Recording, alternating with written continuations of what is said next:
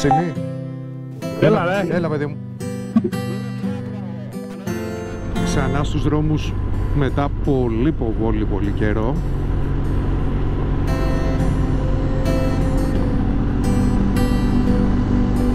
Λοιπόν, στο δρόμο μας συναντήσαμε και τον φίλο Βασίλη. Θα μας συντροφεύσει αυτές τις 3-4 ωρίτσες. Μουσοτίτσα,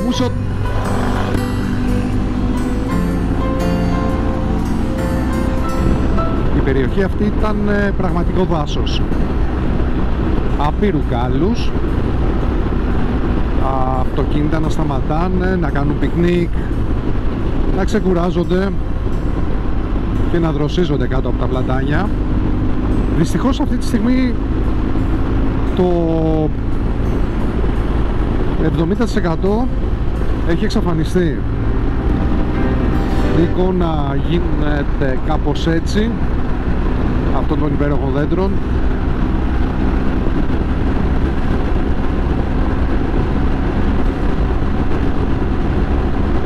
Και εμείς ανήμποροι να ανταπεξέλθουμε. Κανείς δεν ξέρει πώς μπορεί να τελειώσει αυτό το κακό.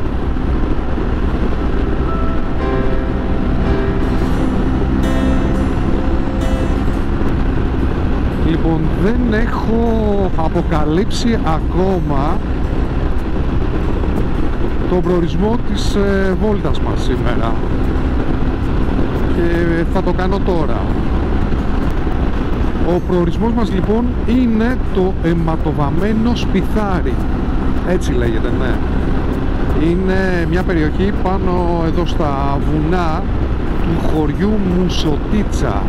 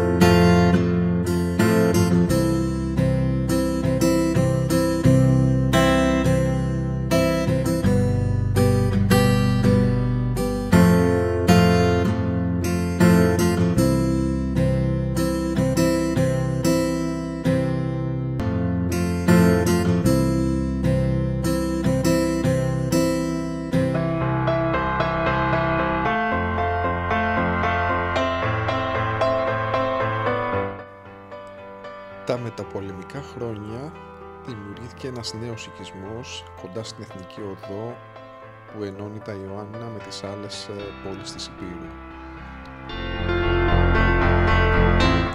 Σε αυτόν τον οικισμό βρίσκεται και το μνημείο αφιερωμένο στους πεσόντες εκείνης της μαύρης μέρας του Ιουλίου του 1943.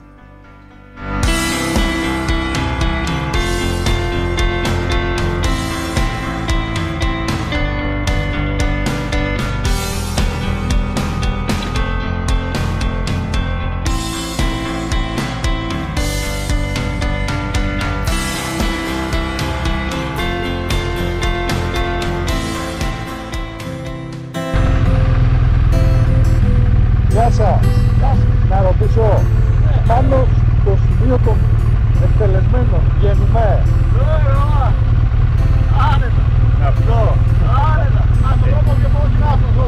Ευχαριστούμε πολύ, να είστε καλά. Όσο πάει ο δρόμος, θα περάει και εκκλησία θέλω να κάνω, θα μην το περίπου το έχω δει στο χάρτη. Θα κάνεις εκκλησία μέρα, να είστε καλά. Από τα μέρη σας είμαστε και είπαμε να μετά από πολλά χρόνια να τα επισκεφτούμε αυτά, να βλέπουμε, να μαθαίνουμε. Να είστε καλά, καλή συνέχεια, καλό.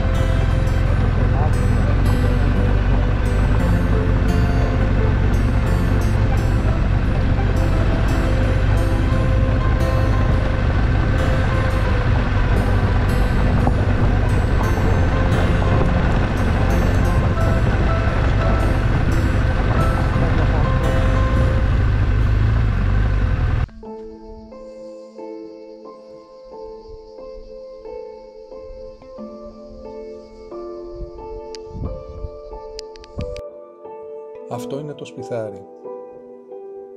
Ένα χωράφι δηλαδή με 2-3 πεζούλες.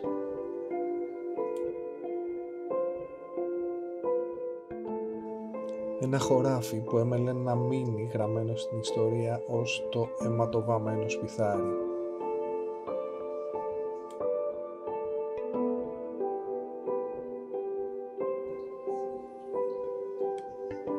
Εδώ είχαν μείνει οι 80 κάτοικοι της Μουτσοτίτσας. Εδώ περιμένανε τους στρατιώτες της μεραρχίας Εντελβάης να παραδοθούν χωρίς να συμβεί τίποτα. Δυστυχώς έγινε το αναπόφευκτο.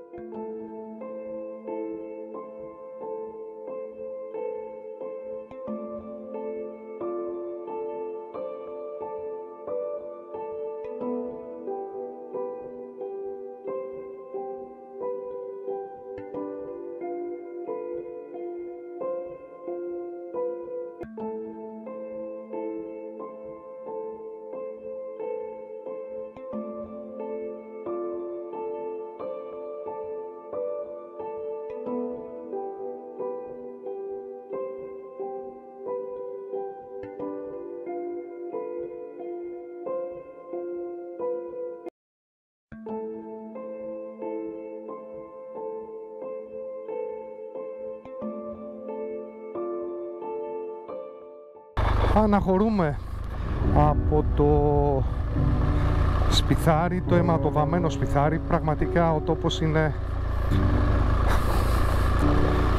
τόσο όμορφος και τόσο απόκοσμος όταν σκέφτεσαι ότι χάσαν τη ζωή τους 79 άνθρωποι όλων των ηλικιών σε ένα χωριό. Αντιλαμβάνεστε πόσες γενιές πίσω ήρθε αυτό το χωριό όταν χάθηκε σχεδόν όλος ο ανδρικός πληθυσμός. Τα βουνά εδώ ανήκουν στην ευρύτερη οροσειρά του όρος Τόμαρος. Η Ορλίτσικα είναι ουσιαστικά οι απολύξεις του. Όμορφα, εντυπωσιακά, κάποτε γεμάτα ζωή. Έσφιζαν από ζωή εδώ πάνω. Χιλιάδες ζώα.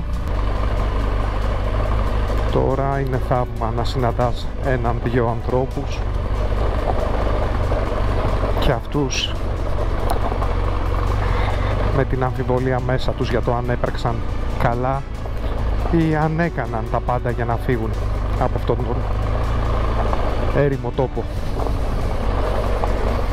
Ένας από αυτούς τους νέους είναι εδώ μπροστά μας.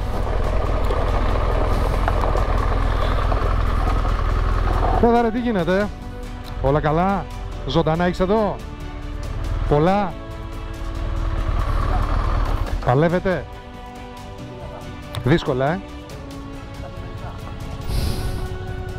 έτσι είναι, δυστυχώς, απ' τη μία καλά έκανες που έμεινες, απ' την άλλη δύσκολα τα πράγματα. Ναι, μακάρι να σου έρθουν όλα καλά, καλή συνέχεια.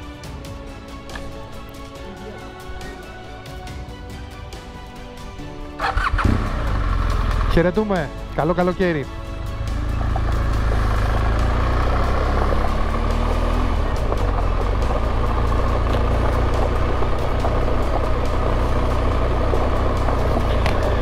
Σεβασμός σε αυτούς τους νέους ανθρώπους. Πραγματικά σεβασμός. Κάπως έτσι ξεκινήσαμε όλοι. Δεν είναι ντροπή να το λέμε. Έτσι μέσα στα ζωντανά έτυχε και ξεφύγαμε. Αυτή ήταν η ζωή μας. Και θα πρέπει να είμαστε περήφανοι.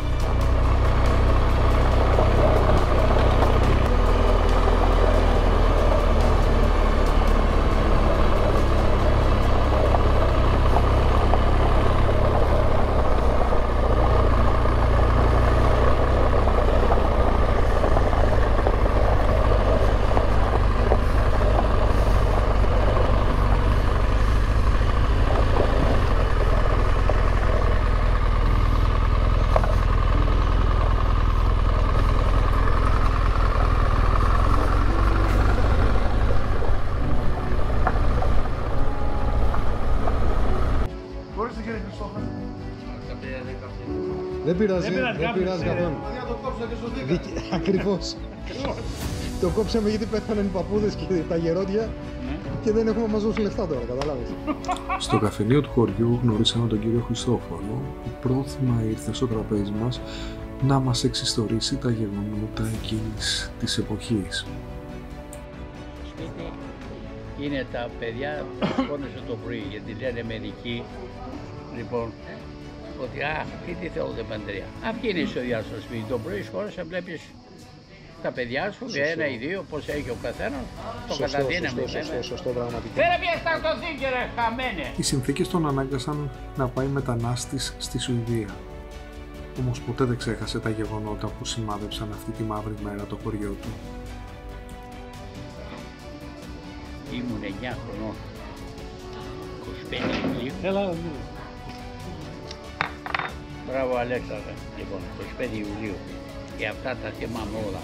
Από τις 25 Ιουλίου το 1943 της Αγέρας Παρασκευής. Στις 24 Ιουλίου ένα γερμανικό αεροπλάνο εκτέλεσε χαμηλή πτήση και πέταξε προκηρύξεις που καλούσαν τους κατοίκους να μην βγουν από τα σπίτια τους.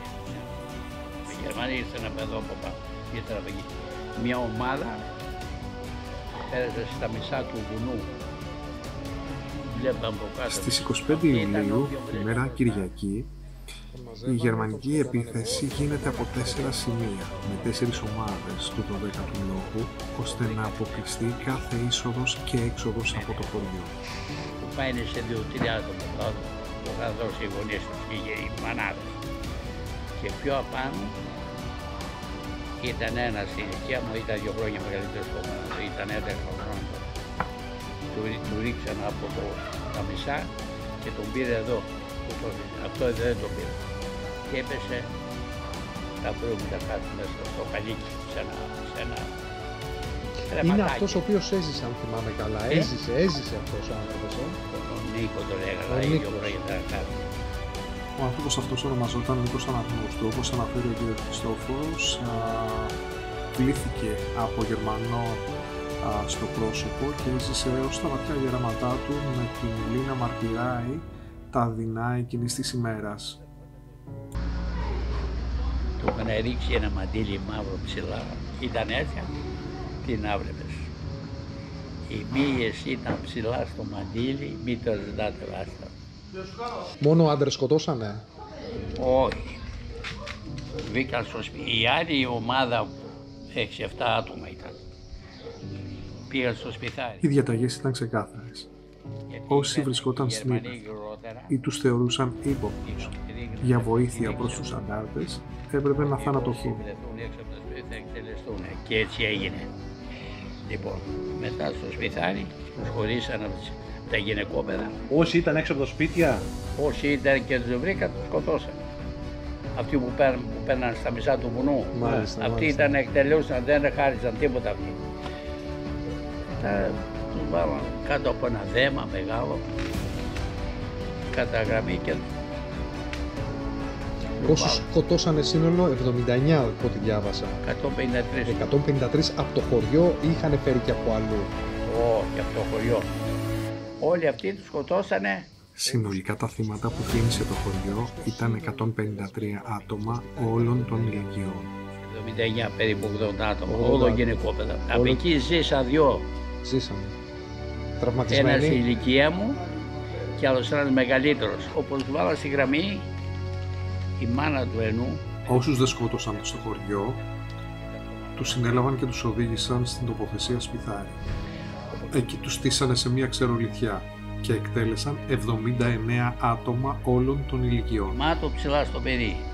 Άλλος ένας το ίδιο ήταν, καθόταν δίπλα από τη θιά του, ήταν μεγάλος αυτός, ήταν 14-15 χρονών αυτός. Και έπεσε και αυτός κοντά ψηλά στη θιά του. Και δεν το καταπέραγαν αυτοί με χαριστική βολή με το πιστόλι. Και μετά τους άντρες τους πήρανε κοντά, τους αφήσανε εκεί σωρό, τους πήγαν στη βούλισσα στο βουνό απάνω, τους άντρες. Τους παίρνανε έναν, δύο Γερμανοί, ένας από εκεί, τους πάει να πίσω από κάτι πέτρες πάνω και τους αφήσανε. Ένας ξαδερφός μου ερχόταν να πάρουν, οι δύο Γερμανοί ερχόταν να πάρουν τον πατέρα του, τον γαμπρό της μάνας μου. Το θυμάμαι πολύ καλά. Λοιπόν, και του λέει έρχονται να πάνε εμένα, του λέει, και μετά έρχεται η σειρά σου, του λέει. Αν μπορείς. Αυτός μόλις πήραν τον πατέρα του και κάναν πίσω στις πέτρες να τον εκτελέσουν, αυτός κάνει ένα φεύγο. Ράντος, επίθετο. Όχι, κολλιός. Αφού ολοκλήρωσαν το έργο τους, συνέχισαν την πορεία νότια προς το χωριό Κουκλέση και το χωριό Παναγιά, όπου εκεί εκτέλεσαν άλλους 30 περίπου ανθρώπους. Το λόγο τον καθαρίζαν. Αυτός μπήκε, έφυγε από εκεί, από πάρτες και ήρθε εδώ απάνω. Τους πήραν μετά 2 άτομα. Ήταν νέοι. Ένας από εκεί και γιόμισαν ένα πηγάδι που ήταν εκεί στην άκρη. Αυτοί που ήταν εκεί, 2 οικογένειες, την οικογένεια της θειάς μου δηλαδή, τη μάνα του Νέστορα, τη γυναίκα του συγχωρεμένη, την εφή του, τον αδερφό του, τους πήραν, τους κυδέψαν να πάνε εκεί δίπλα που τους σκοτώσαν σαν ένα χωράφι. Τους άλλους γέμισαν το πηγάδι. Στην κάψα του καλοκαιριού ήταν αδύνατο να ανοιχτούν τάφοι ώστε να ταφούν οι 79 εκτελεστέντες. Έτσι οι κάτοικοι του χωριού τους έριξαν σε ένα πηγάδι και τους σκέπασαν πρόχειρα. Είχαν βοηθήσει οι κάτοικοι της Μουσοτίτσας στους αντάρτες, γι' αυτό το λόγο είχαν πληροφορίες. Είχαν αυτοί πιο παλιά που ήταν του Ζέρβας. Όταν έγινε αυτό το σκηνικό εδώ, ήταν τότε που είχε έρθει ήδη ο Ζέρβας στα Γιάννενα και κυνηγούσε τους Τσάμιδες στη Θεσπρωτεία. Ήταν αυτή η εποχή. Τους Τσάμιδες, συγγνώμη. Γι' αυτό το αναφέρω. Τους είχαμε πειράξει εμείς. Εμείς είχαμε από τους Ιταλούς. Μας είχαμε δώσει οι Ιταλοί εμείς. Μάλιστα. Πέρα χωριό εκεί και πιο απάνω λίγο. Και 18 Αυγούστου πάλι βγήκε ένας λόγος από κάτω. Σαν να μην έφτανε η μεγάλη σφαγή της 25ης Ιουνίου στο χωριό, στις 18 Αυγούστου, έπειτα από το θάνατο ενός υψηλόβαθμου αξιωματικού της Βέρμαχτ, οι Γερμανοί ξαναμπήκαν στο χωριό και σκότωσαν 2 οικογένειες, περίπου 17 άτομα. Όλοι μαζί αυτοί μας κάναν αυτό το τρελό νούμερο των 153 ατόμων νεκρών μέσα σε ένα χωριό. Οι Ιταλοί σηκώναν το πρωί και ανοίγαν τις κουβέρτες, τις κόκκινες κουβέρτες, εκεί κοιμόταν. Βγαίναν από το Ζήτα, στο Ζήτα είχαν τέλεια.